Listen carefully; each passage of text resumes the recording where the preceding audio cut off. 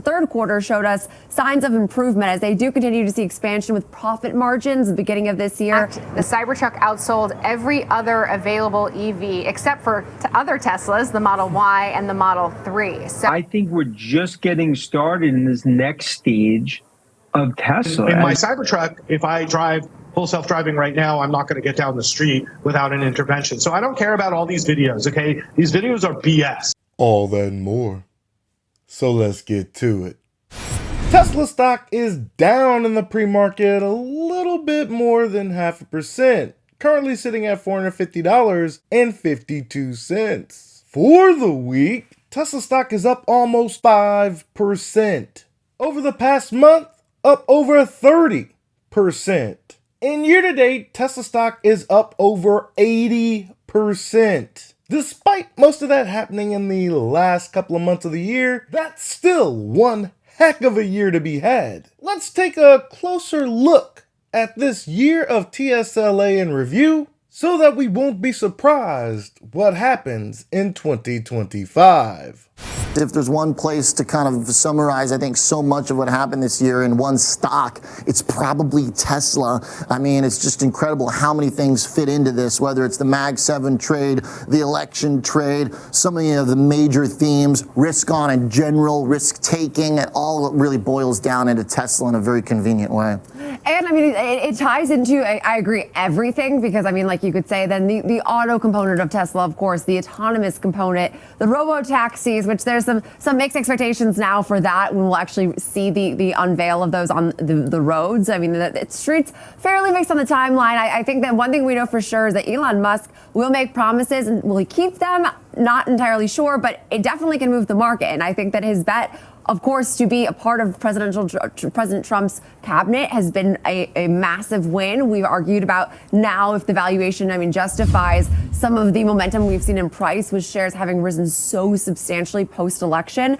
But I think it's amazing when you go back in 2024 and review this year, because frankly, this is a name we look at every single day, multiple times a day. So much has happened. Like, I even forgot the fact that we had that initial promise of that more affordable EV model. Also, the controversy surrounding Elon Musk's pay package is something I think that I just, out of sight, out of mind, but that has obviously been resolved. And of course, again, everything that is tied right now to Trump in the EV space and tariffs in China. One thing for sure, though, is if you look at some of their like health of a company, I think that the third quarter showed us signs of improvement as they do continue to see expansion with profit margins at the beginning of this year. That was the major concern of the bearish case, as the margins were shrinking. I think we are starting to see that moderate. Oh no, the margins. But we're also expecting 20 to 30% more deliveries now in this new year, which implies that we'll continue to see this strong growth. And that's where some say, can we deliver on that promise? Because this year we are expecting to somewhat miss the mark for full year deliveries. Cybertruck is seeing some weakness. Europe is seeing some weakness. China, we are seeing competition flood that market. But I will say that from a profitability and like a stock ownership standpoint, this name is in a league of its own when comparing to the rest of the EV space, especially post-election. I think it's very clear who the market believes will be this winner.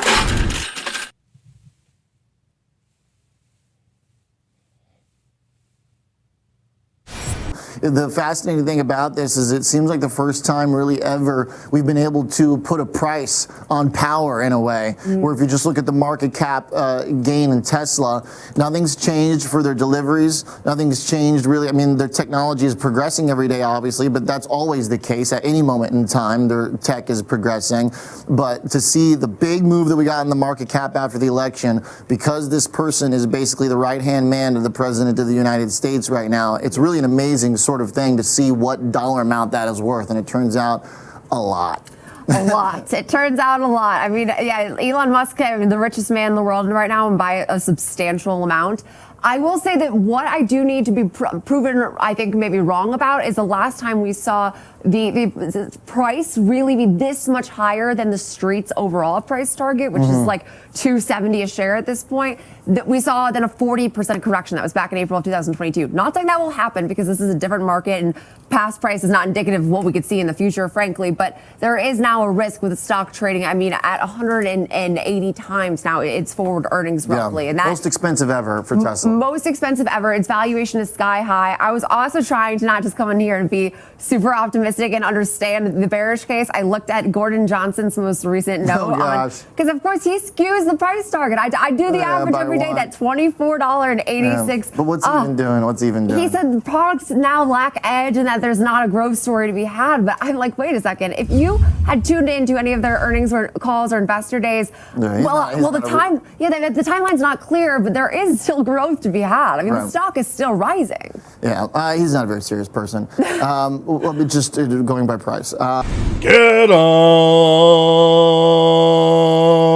I would love to see Gordon Johnson's price target come to fruition so that I could sell everything I own and buy TSLA.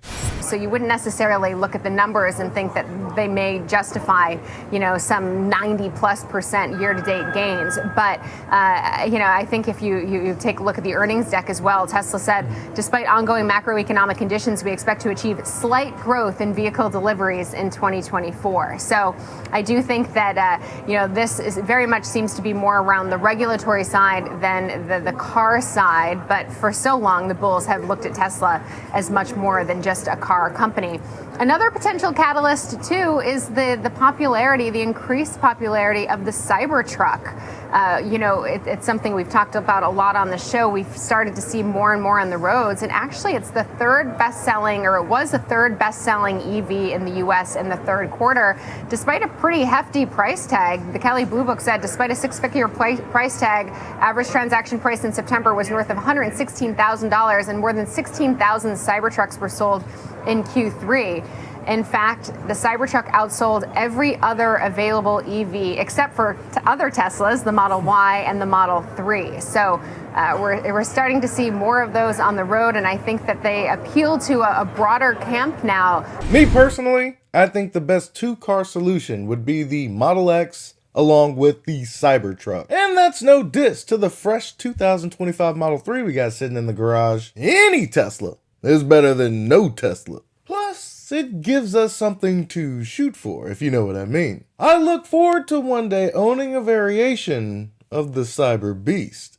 What are your final thoughts on what's been just a roller coaster ride of a year for Tesla? I think just the final kind of thought around Tesla as we see it trade very close to all-time highs is the fact that analysts have always been very, there hasn't been a clear consensus among analysts on a name like Tesla, like, say, for example, we've seen with NVIDIA.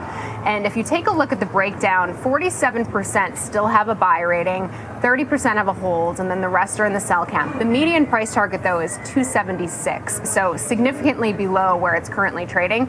Now, I mentioned Mizuho and Wedbush at 515. Those are the street highs. But if you take a look at all of the other price targets, they're actually below where Tesla is trading right around now. So I do think that that's important to note heading into the new year. But we've seen so many of these price targets have to get notched higher. And, we'll see how this all kind of shakes out for Tesla shares. I will say that the lowest price target on the street is around $25 a share. That's for Gordon Johnson. He makes the case that Trump is actually bad for Tesla because he looks at it as a car company and thinks that, the rollback will be bad. But he's stuck with that very bearish price target all year, and it hasn't necessarily played out well for him. I know, I can't believe how stubborn that is. I mean, it makes me mad because it completely skews the average and makes, the average then much lower with a $25 price target, basically. It's like $24.86, whatever. And that makes me mad. I hope that he updates at least modestly, but I guess really sticking to his conviction, which I can respect. But it's like at some point you got to get over yourself and assess price as it has moved. Knowing Gordon Johnson, Jenny, he's probably going to lower his fair value estimate. One can dream, can't we? When we think about Tesla, we may not have EV subsidies, but Tesla is so much more than just an automobile. Tesla is so much more, right? People shouldn't even think of this as just a car company or just an EV company. Look, calling them a car company, I think is actually it's an insult. This is a disruptive technology company that now, when you look at autonomous and robotics, that's the next step in the Tesla story. It's the gold at the end of the rainbow. And that's why I think we're just getting started in this next stage of Tesla as autonomous now becomes front and center over the coming years. Ding, ding, ding, ding, ding. Tell him what he's won, Johnny. Your mother f***ing right. A lot of people like to dunk on Dan Ives. It's more likely because he's a weather vane going in whatever direction the wind blows. If Tesla were down 80% on the year, he'd find some reason to blame Elon Musk or this, that, and the other on why Tesla is performing poorly. But since the company is up 80% for the year, it's easier to peddle this long-term thesis you have for TSLA. Regardless of where Tesla is at right now, it could be at Gordon Johnson's fair value estimate or at Dan Ives' bull case estimate. The number is still going to rise because of all the future products that they have on the horizon. A company like Tesla doesn't just plan to transform transportation as we know it. It fully intends to disrupt societal norms. Imagine what life was like before everyone had a computer on their hip. The internet at their fingertips. I mean, for me, it wasn't that long ago. 20 years ago, this was unheard of technology. In a decade's time, who knows what this automotive company of Tesla is going to have in store for us. That's why Dan Ives and everybody else on Wall Street needs to be chasing this price target. Because when it happens, it's going to happen quick, fast, and in a hurry. What about the theory you told me that they're going to lose ground sales-wise because people would choose their vehicles and purchases kind of aligned with their politics? Do you think that's still a legitimate talking point, or did the numbers show that, hey, this is actually the cool party this time? Well, we're seeing the numbers in Europe are down substantially from last year, month over month, and year over year down about 15% in Europe. We know the numbers are down here in California, which is Tesla's largest market in the United States. We don't know if Texas and Florida all of a sudden had a surge of Tesla buyers. Maybe they did, and we'll see that in the numbers. Ladies and gentlemen, Tesla is going to have a record-breaking Q4 in deliveries. There will be many reasons why Tesla is selling vehicles like hotcakes, but ultimately, that reason is going to be because people that have already bought Teslas aren't going back. Like myself, they're going to continue to buy more and more Teslas as they continue down this path to a sustainable future. Why are they not going back? It's because the people that use these vehicles realize that Teslas are the best thing on four wheels. It's like a night and day comparison when you're thinking about an internal combustion engine versus a Tesla. Performance, functionality, style, now we're talking about price. Throw in a little bit of that technological component. If the vehicle doesn't have FSD, I'm not buying it. These other factors, they may have a small role when determining these numbers, but in the grand scheme of things, when individuals are going to make these really expensive purchases, $25,000, $30,000, $40,000, $50,000, people are going to want the best bang for their buck. And there's no other decision than buying a Tesla. Wouldn't you agree, Ross? There's never been a better time to buy a Tesla. So, by the way, if you don't own an EV, Tesla makes the best vehicles. It is an incredible deal right now. And the big boogeyman here is, will they take the $7,500 tax credit away? Okay. Ross, on the robo stuff, I do probably want to talk about that just because it is seemingly the next thing, the 2025, upon which a lot of this hinges on, both policy-wise, what could change. You mentioned the EV tax credits policy-wise, too, and I'm also kind of in your camp there where, I could get maybe it hurts the peers and competitors more, but you just never want to do something that mathematically hurts yourself either. So putting that aside. For sure. Right. It seems like the robo stuff is the big question. I took the Waymo and SF and was super impressed. Waymo's locked into Miami now as well. Even though I've heard the Tesla FSD is getting really, really good, it still is not where Waymo's at functionally, I don't think. What am I missing on that subject? Why is Tesla not like number 2, if not number 3 right now? Well, you're bringing up the point exactly. I've been taking Waymo now. I dumped all my Uber stock after I started taking Waymo. I won't take Uber again because Waymo's serving all of LA now. And it's great. It's literally a great experience. It drives really, really well. And I took it in downtown LA in extremely difficult conditions, put my children in it. and I had complete confidence. And now parents are even letting their kids take Waymo to school and to baseball practice because they're more comfortable doing that than letting an Uber driver do it, or a nanny even. Dumped all of his Uber stock because of his experience with Waymo. Driverless is the way, ladies and gentlemen, and Tesla is going to be able to do this better than anybody else, including Waymo. Don't get me wrong, I like what Waymo is doing. I've never ridden in one myself, but anything that removes the human element of driving, that's an A+ in my book. But let's be serious. Tesla's vision-only solution is going to be able to surpass anything that Waymo is able to do. So let's look at this for a second real quick. Tesla's sensor suite is cheaper. The vehicle that Tesla plans to manufacture will be cheaper than anything Waymo can grab. They're not putting these things on Toyota Corollas, you know what I mean? A generalized solution that will not only handle city streets, but go on the highways, rural areas, and potentially allow you to travel the interstate. Long story short, Waymo, they not like us.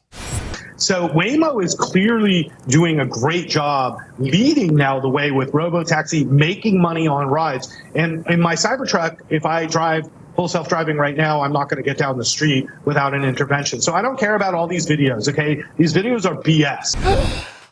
Ross Gerber has said my videos are BS? For someone that's doing this every day, he seems to be trying real hard to downplay the technological breakthrough that Tesla is about to embark on. Regardless of what Ross Gerber thinks about these FSD videos, I too am experiencing it every single day. And I'm not sugarcoating it, folks. The software is not perfect, but it makes it no less amazing.